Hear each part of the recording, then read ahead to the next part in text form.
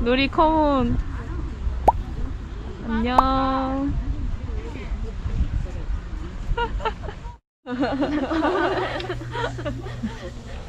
계속 해볼까요? 제가 읽은 사전의 제목은 상륙장이고 주제는 어떻게 산업계와 NGO가 종려를 위한 산림 파괴를 환경보호라고 미화하는가에 대한 내용이었어요. 종려유가 다른 말로 이제 탐유라고 불리는 건데 우리가 먹는 대부분의 음식? 일상에서 뭔가 생필품으로 사용되는 것들에 굉장히 많이 이미 들어가 있다고 해요. 대부분의 종려유를 생산하는 곳이 인도네시아인데 잠비에서 일어난 화재 사건을 다뤄요. 화재 이후에 독일 면적에나 해당하는 땅을 잃었는데 이제 그 중에 절반에 종려나무를 심었다는 거죠. 그래서 이 화재에 대해서 그 인도네시아 종려유 농장 사업자 연합이라는 GAPKI라는 곳이 있는데요. 여기에 회장이 기업이 책임질 일은 없고 시민과 함께 불을 끄려고 노력했고 그리고 이로써 시민에게 수백만 개의 일자리를 제공했다라고 얘기를 했거든요. 하지만 이는 산림에 종려유 그 농장이 들어서지 않았다면 불이 그만큼 크게 번지지 않았겠죠. 그리고 여기에서 발생하는 노동 문제도 굉장히 심각했는데 기업은 값싸게 이 생산을 하기 위해서 소농들의 땅을 사고 소농들은 이제 그러면서 자신의 토지에 대한 권리를 잃게 되는 거죠. 땅에 대한 권리를 잃고 나서 소농들은 가장자리에 종려나무를 심은 땅이랑 자신의 집을 얻게 되는데 문제가 되는 것은 나무가 자라기까지 3, 4년이라는 시간이 걸리는데 그동안 대출을 기업에서 받을 수 있게 해줘요. 근데 굉장히 이자가 높은 문제? 비료 이런 것들은 또 이제 소농들에게 책임이 있고 그러니까 순환고리인 거죠. 그리고 여기서도 3장에서 나온 지속 가능이라는 키워드를 기업이 내세우면서 생기는 문제들에 대해서 얘기를 하고 있어요. 이 지속 가능한 종려류에 대해서 논의하는 원탁회의 그를 RSPO라고 하는데 규제를 하거나 이 종려유 산업을 아예 중단하거나 그런 논의로 이어지지 않는다고 해요. 이제 이 책에서는 기업이랑 협력해서 이 문제를 더 고착화시키는 NGO의 논리가 어떠한지도 이야기가 나왔는데 이 국제시장이 바뀐다면 지구를 보호할 수 있을지도 모른다고 이야기를 하면서 이제 그 기준들을 만들어 가는 거예요. 이는 신자유주의적 이데올로기다 라는 표현을 해서 이해를 하게 되었어요. 근데 이 책에 소개된 기업들의 이런 말들을 봤을 때 공통적으로 이 변화의 지점은 2020년이라고 언급을 하더라고요. 근데 여전히 그대로인 걸 보면 앞으로 어떻게 우리의 삶을 바꿔가야 될지 고민하고 실천하는 게 정말 시급하다는 거를 느낄 수 있었습니다. 선사장까지 같이 갔고 점심을 먹어볼까? 네.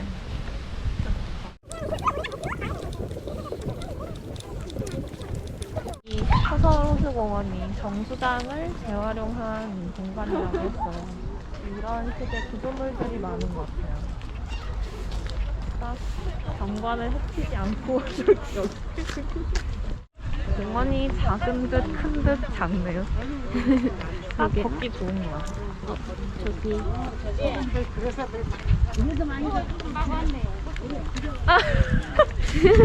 우리 환습 친구들도 허리 운동을 하고 있어요. 자, 다들 팍팍 제껴봐. 완전 와. 동그래. 거의 말리 미역들 같아요.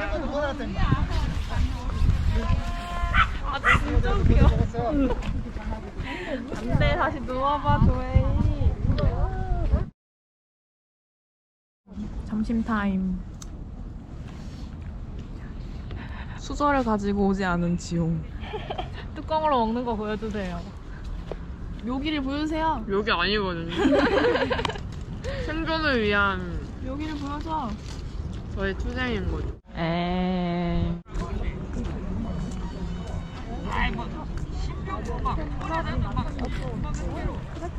어디로 가나요? 이제 드럼팬 누굴까요?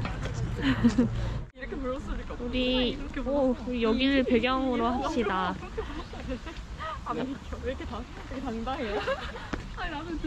이거 봐요. 이것도 뭔가 이용해서 이렇게 의자로 만든 거라던데. 맞아요. 드럼통에 누워. 에이.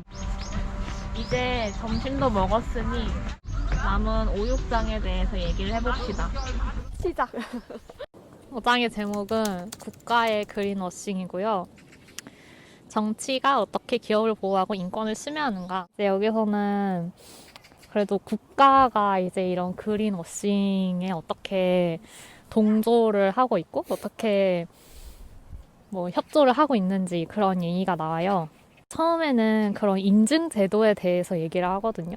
인권을 좀 침해하고 그리고 환경을 파괴하는 그런 기업들한테 국가가 환경 마크라는 인증 제도를 통해서 어떤 그린워싱에 또 국가가 협조를 하고 한편으로는 소비자들한테도 이거는 친환경 제품이랑 약간 홍보하는 그런 것도 해주고 그래서 이런 인증 제도를 좀 비판을 하고 있고 그리고 제가 여기서 인상 깊었던 그런 부분이 있는데 이것들이 아무래도 여기 나온 대부분의 기업이 다국적 기업이잖아요. 그래서 환경 파괴라든지 뭐 노동자의 노동에서 이런 위험 문제라든지 이런 것들을 이제 개발도상국의 그런 위험을 다 떠맡기고 자기는 이제 자본주의에 따른 경제적인 이득만 취하는 그렇기 때문에 그런 토지 분쟁이라든지 그런 무역 간의 뭐 문제라든지 그런 것들이 생길 수밖에 없잖아요. 그리고 그 개발도상국 그 당국의 정부하고도 어떤 토지 문제나 이런 걸로 갈등을 빚는 경우도 있을 거고. 그래서 그런 분쟁 얘기가 잠깐 나오는데 그래서 기업들이 그런 개발도상국의 정부를 소송을 거는 거죠. UN 무역개발협의회에 따르면 이런 종류의 고소의 3분의 2가 신흥공업국 그리고 개발도상국을 겨냥하고 있다. 그래서 이 부분에서 사실 기업이 국가를 고소할 수가 있다는 게 저는 처음 들어보는 얘기였어서 이 부분이 되게 인상 깊었어요. 그래서 한국도 이런 사례가 있나 중재재판소라고 하는 그런 사이트에도 한번 막 들어가보고 그랬는데 정보를 얻기가 쉽지는 않더라고요. 정보가 부족하다는 것도 사실 암시하는 것들이 있다고 봐요.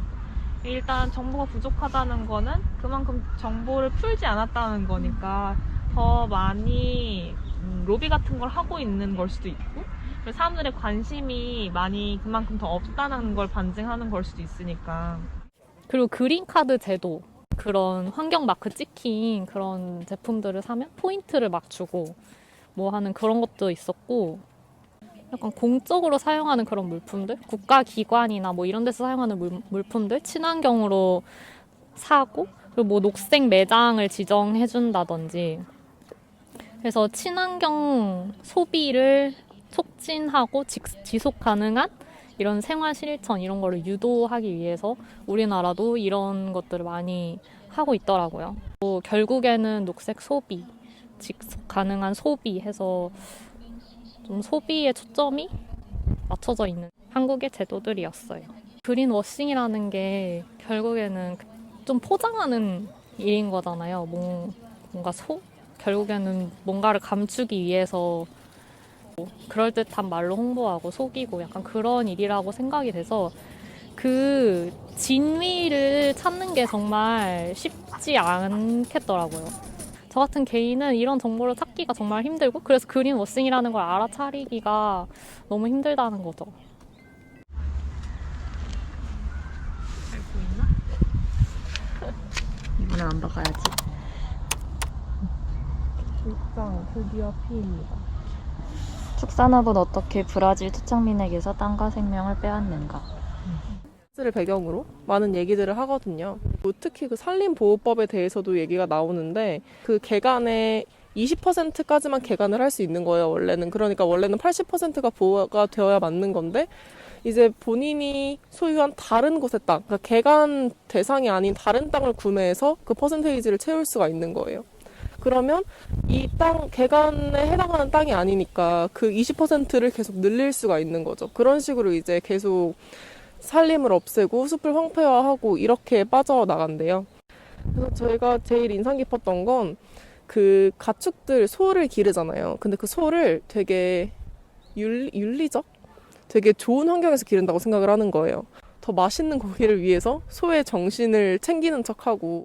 근데 이 사람들은 채식주의자들을 되게 몰아가는 표현을 쓰거든요. 채식주의자들처럼 고기를 안 먹으면 지금 있는 소는 어떡해? 라고 질문을 던지는 거예요. 그러니까 채식주의자들이 이제 그걸 궤변인 걸 알면서도 뭐라고 계속 답변을 찾게 되잖아요. 그런 식으로 책임을 전가하더라고요. 이 사람들의 논리에 따르면 채식주의자들이 오히려 환경을 파괴하는 거예요. 첫 번째 문제가 이제 그런 궤변이었으면 이제 두 번째는 그 소나 가축들을 먹이기 위한 대두, 옥수수 이런 단작들이 문제가 되는 건데 브라질에서는 이제 일반적인 살충제를 사용할 수가 없대요. 심지어 전부 유전자 변형을 한 농산물이기 때문에 더 강력한 살충제가 필요한 거예요. 그런 살충제를 정말 몇 억 톤을 쏟아붓는다고 하더라고요. 소를 기를 때는 병원균에 맞서기 위한 항생제도 처분을 하고 소독하기 위한 소독제도 넣고 그리고 그런 사료를 기를 때 제초제와 살충제를 쏟아붓고 그게 결코 인간의 몸에 좋지 않은데 이제 그런 아까 그 이상한 논리를 펼치던 사람들은 그런 부분은 자신들의 논리에서 완전히 배제를 시킨 채로 주장을 하는 거죠. 그래서 이런 그 살충제에 피해받는 지역을 독성안개 지역이라고 표현을 해요. 근데 여기 사는 사람들은 암 발병률이 다른 지역에 비해 4배나 높대요. 유산 사산율도 증가를 하고 태어나는 아이들도 뇌나 조직에 이미 손상을 입은 채로 태어나는 거예요. 이런 피해를 받는 사람들이 그런 기업들이 아니라 거기 살던 토착민들이 그런 피해를 다 가져간대요. 이런 말이 나와요, 책에. 고기는 토착민의 피로부터 나온다는 말이 나오거든요. 그 토지를 빼앗기 위해서 이제 정부에서 나서가지고 기업의 편을 들어주는 거예요. 왜냐하면 브라질 정부는 전체적인 성장을 해야 하니까 기업이 돈을 벌어와야 하니까 토착민들을 전부 쫓아내고 그 자리에 이제 소를 기를 수 있도록 해주는 거예요. 그래서 이 토착민들이 시위를 하면서 그 농장을 점령을 하면 전부 총으로 쏴 죽여버려. 좀 더 나은 세상에서 영위하는 멋진 삶이란 자본주의를 넘어 다른 편에 있다라고 하거든요. 그러니까 이제 생산을 못 하잖아요. 그럼 이제 거기서 일하는 종사자들은 어떡하냐라고 질문을 하거든요. 근데 여기서 그 토착민들의 말에 따르면 하나의 마을에 하나의 농장만 있어도 그 마을의 사람들을 전부 먹여 살릴 수 있다는 거예요. 굳이 그렇게 국적을 넘어가면서 그 독일에 있는 소를 브라질 사람들이 먹여 살리는 형태가 굉장히 기형적이라는 걸 알아야 하겠다는 생각이 많이 들었어요.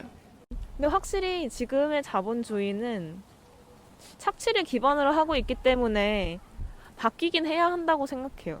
경제 성장이 다는 아니잖아요. 이미 사실 성장할 대로 성장했는데 그 책에 보면 이제는 피크 오일이 아니고 피크 에브리띵이라고 하잖아. 그러면 이제 모든 게 다 고갈되어가는 이 시점에서 당연히 다른 것으로의 전환이 필요하지 않을까라는 생각이 당연하게 드는 것 같고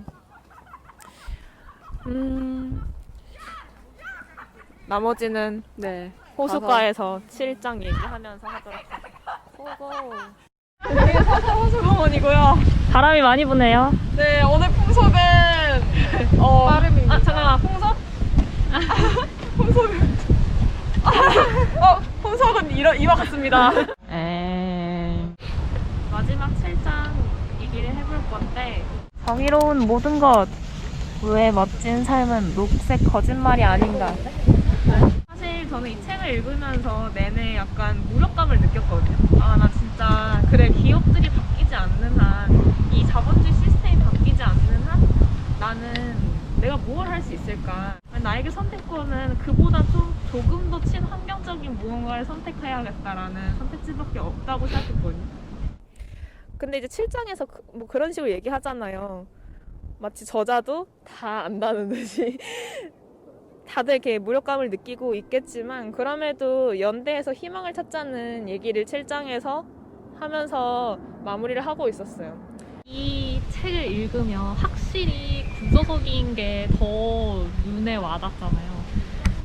다른 뭐 노동 문제나 빈곤 문제나 그런 거랑 또 환경 문제가 따로 떨어져 있는 게 아니고 다 서로 연결되어 있는 문제이고, 그래서 그 문제들도 파고 가다 보면은 아, 이걸 어디서 어떻게 바뀌어야 할지 모르겠다는 생각이 들지만 그래도 사람들은 뭔가를 하잖아요.